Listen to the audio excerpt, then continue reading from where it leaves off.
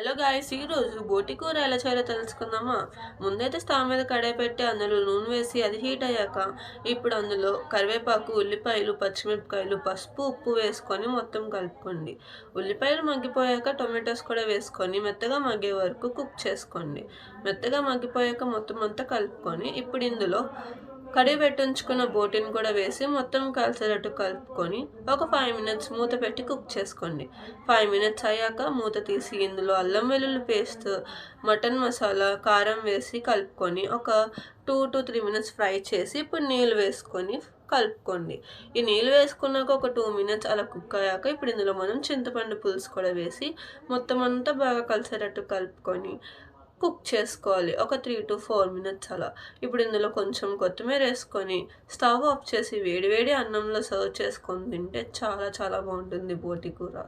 ఒకసారి మీరు కూడా ఈ బోటి కూరని ట్రై చేయండి.